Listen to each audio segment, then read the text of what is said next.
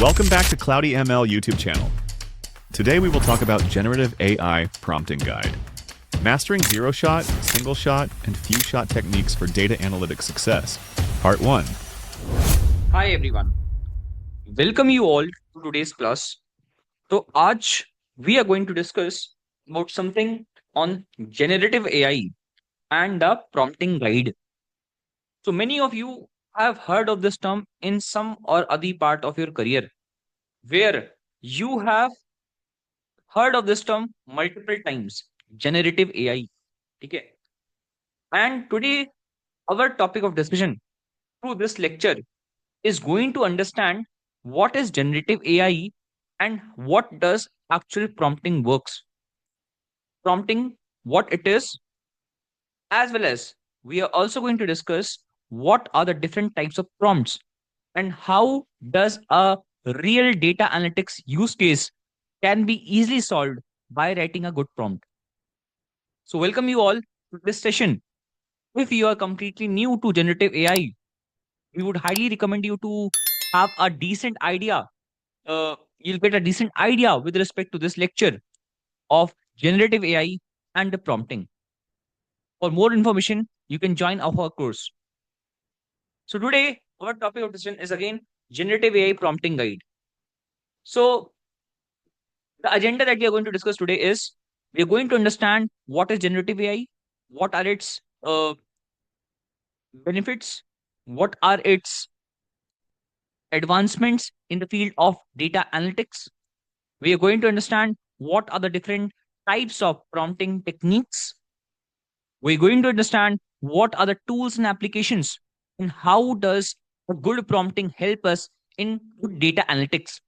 We'll take some use cases to understand how does generative AI has made our work pretty much easier and why it is said that a low-key data analyst work has definitely gone.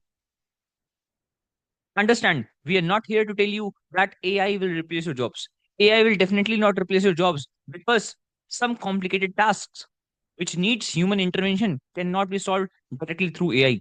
It needs human brain. And that is why for a basic level of jobs like data entry, basic data analysis, AI is well versed about all that. And today in discussion, we are going to do how you can leverage this generative AI to understand that thing. Apart from this, we'll study some use cases, as I told you, that how the industry led use cases are leveraging generative AI to solve their use cases and it is helping the individual as a whole. So we'll begin our lecture with generative AI. So if you see that the first slide says understanding generative AI for data analytics. Now in your mind, the first term comes that what is Tarang generative AI? Generative AI is a branch of artificial intelligence that creates new content based on learned patterns.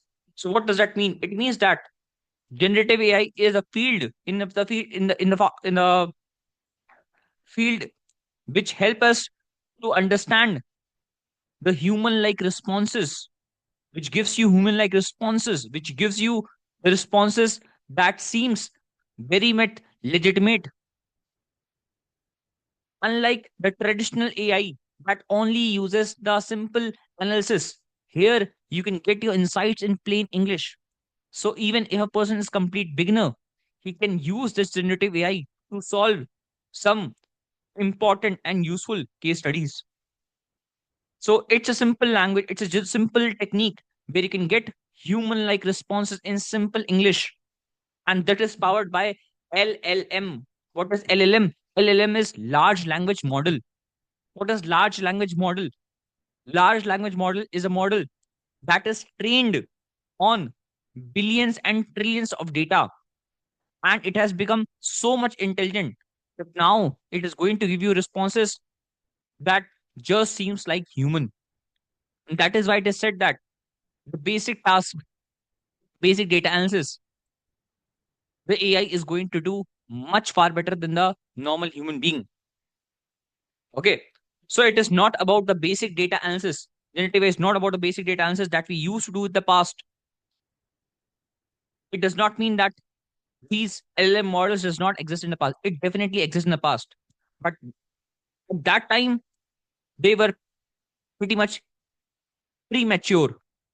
Now they have become more matured, and now they are helping business to outgrow. We'll discuss some of the scenarios where it has helped the business to outgrow. Apart from this, it has brought revolution to different industries, people's careers, and non-technical people as a whole.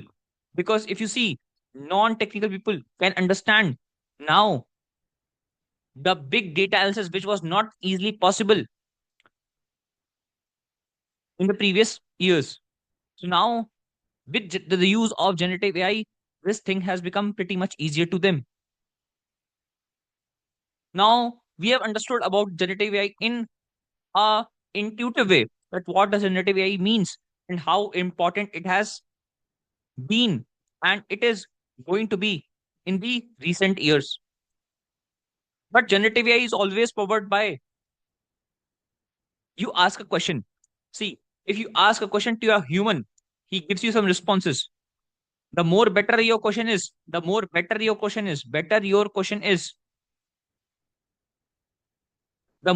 is your response, right?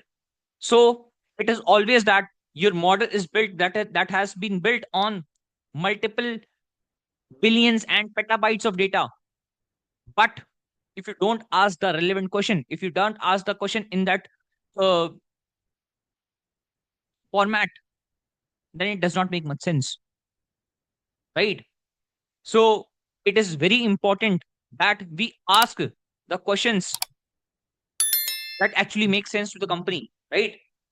Okay, so we are going to discuss what type of questions are there which can ask the generative AI, the LLM models, and how we can generate beautiful responses, and how this is helping in our data analytics day to day case studies. We'll move to the next slide. As you can see here, we have three types of techniques which are called as prompting. What does prompting means? Prompting means that whenever you ask a question to a generative AI model, Gen AI model, LLM model, it is not that you should ask a random question. The question should be very much subtle, very much clear, so that model can easily understand and can give you the required responses. So we have three techniques which you also should remember. Definitely ask in interviews. If you are preparing for Gen AI interviews, very basic question that is asked, that what are the three most popular prompting techniques that we can use in Gen AI models. The first technique is zero shot prompting. If you heard of the word zero shot prompting, what does this zero shot prompting means? Zero shot prompting is just like a no brainer solution where you do not apply any brain, you simply ask a question in an English language, no structured presence, no kind of clarity. You just ask a random question with respect to your model. Now, the model will definitely give you response. It is not that the model will not give you response, because it is highly intelligent. Even if you make spelling mistakes, model will take care of that. But understand that the major problem in this zero shot prompting is that a structured format which you would have expected from your model to give you might not be present. So that is one of the demerit of zero shot prompting. Why?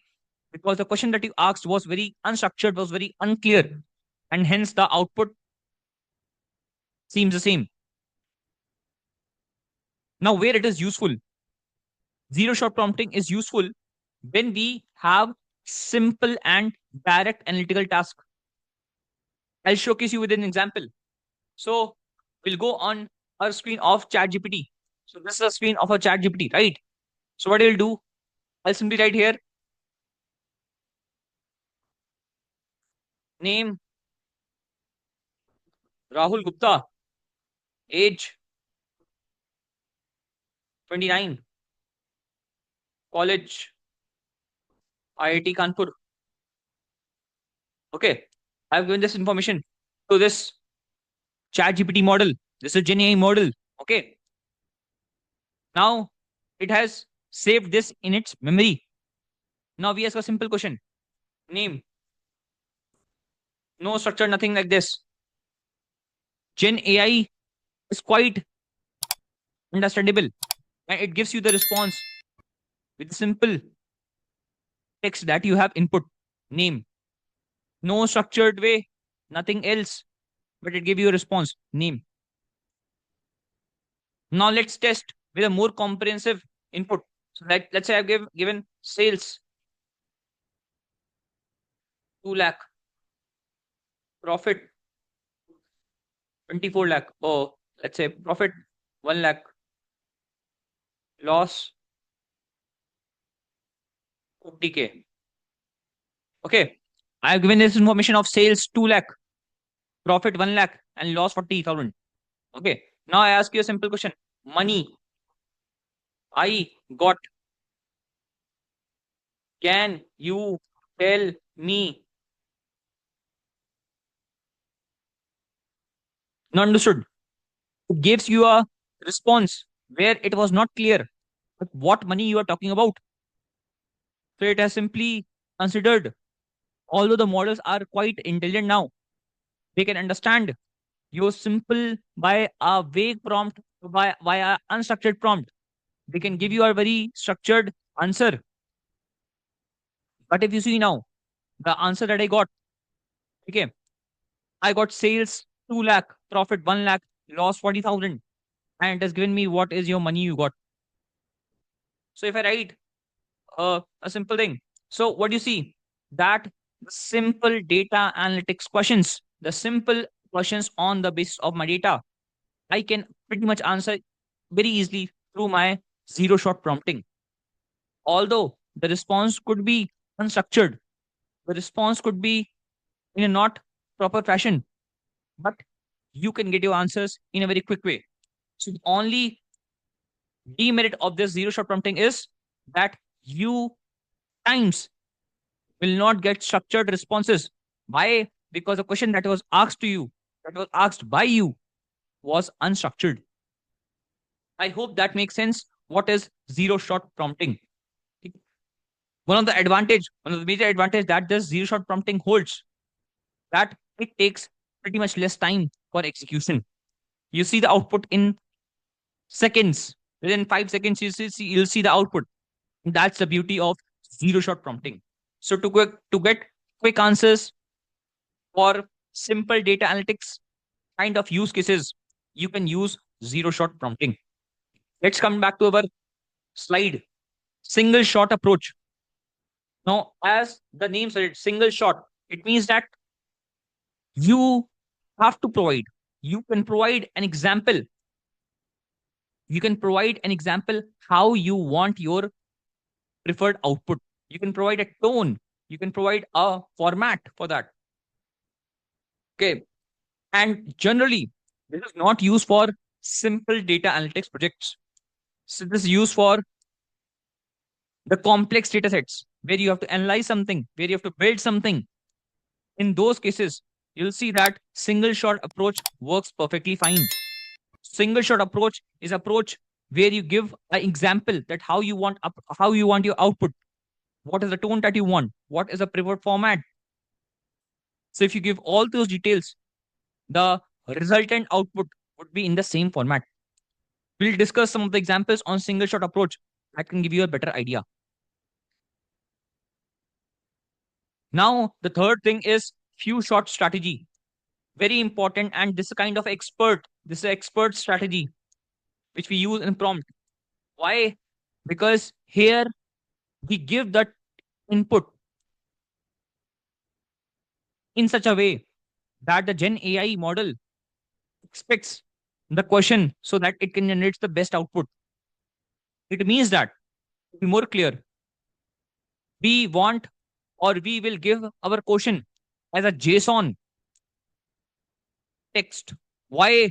Because JSON is the language that my model understands pretty much very well. So sometimes in few short strategies, we generally are of the view that it is advisable to give the input as a JSON question, as a JSON object, so that my model can eventually understand and can give you the required output. So if you see this from the text part, multi- multiple examples train AI within the conversation to mimic your pattern perfectly. You'll give multiple examples. You'll give a JSON format because JSON format is well more understood as compared to English. And that is why your model understands them in a more perfect way. It provides the highest control over output structure. Now, the chances of your model being hallucinating, which is a very popular problem in LLM or Gen AI models, this will be gone. Why? Because the question that is asked by you is going to be pretty much structured and in that required format of your Gen AI model.